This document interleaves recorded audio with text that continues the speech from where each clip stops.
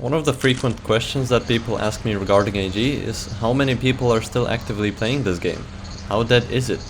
Well, the answer to that is not very straightforward, as the definition of a dead game can be subjective. Is it the amount of tournaments being organized for it? Is it the amount of people playing it? Ability to find games easily? You name it. So, is AG really dead? Let's find out! In last year, January 2017, I have asked Godsbane, the guy behind the Slag player database, how many unique Steam IDs he logged during that month. The number was around 400 players, and in the entire year of 2017, there have been 1,502 unique Steam IDs logged, with previous years having 1,265 and 1,066. So it sounds good, right? The numbers are increasing. Well, for comparison, in December 2006 alone, there were 9,517 IDs logged, with a total of 69,902 that year. So over about 10 years, the AG community has dropped from around 10,000 monthly players to just a mere 400. What could have caused such a decline of players? Well, personally I think it's due to several things. First of all, the game is almost 20 years old now, and there's no surprise that the original old schoolers have lost interest and moved on their lives. Also, with new games entering the market, Half-Life becomes less and less appealing to potential newcomers. And this is also true with other arena FPS games such as Quake World, Quake Live, Reflex, I guess. They all experience a similar decline.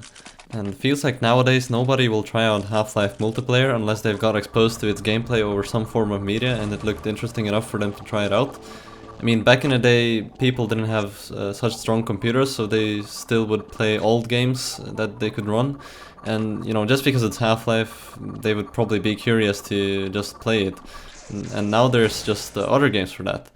So yeah, since there are no fresh players coming in, it's just harder for actual newcomers to arrange matches of their own skill level. So they constantly have to play professionals who have played this game for years, and it takes incredible determination to not quit after a few games like that, and it's what we observe happening these days.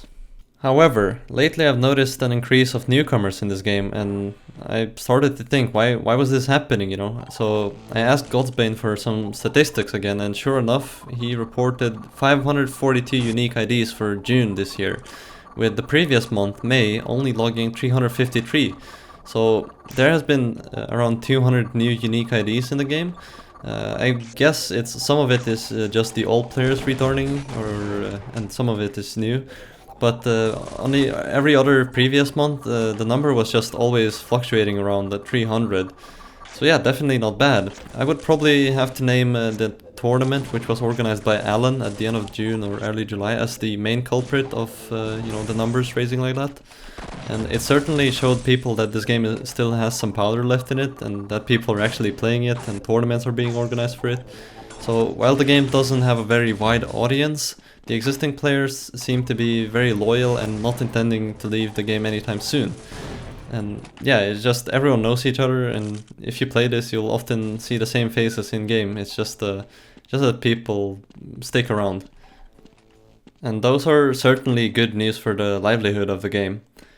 Back to the original question, does the game feel dead? So, is it still possible to find games as easily? Well, it largely depends on the time of the day, weekday, and the region you're trying to find games in.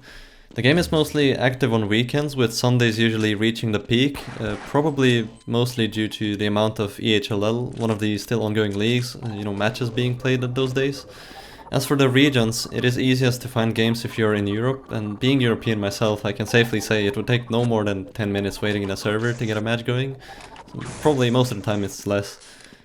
Sad news for North American players though, as their scene is almost dead, so yeah, it used to be alive a few years ago, but now there's like very few individual players left. And however, South America seems to have strong underground following of the game, with multiple cracked servers that are constantly full of players from what I've heard.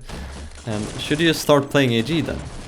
I would say definitely. I've seen a lot of people avoid this game because it's dead, but why does that change anything? It's still a game, and it's still a fun, dead or alive. I would say with the influx of newcomers in the game, now is the perfect time to start playing this game, as you will easily find people of your own skill level to play against. So just, it's a win-win situation. And if you're interested, join our Discord server. We have easy game pickups for those looking to get some games going. The easiest way to install the game is by getting the OpenAG client. It can be found on openag.pro website. Also check the video instructions here if you need help with the setup.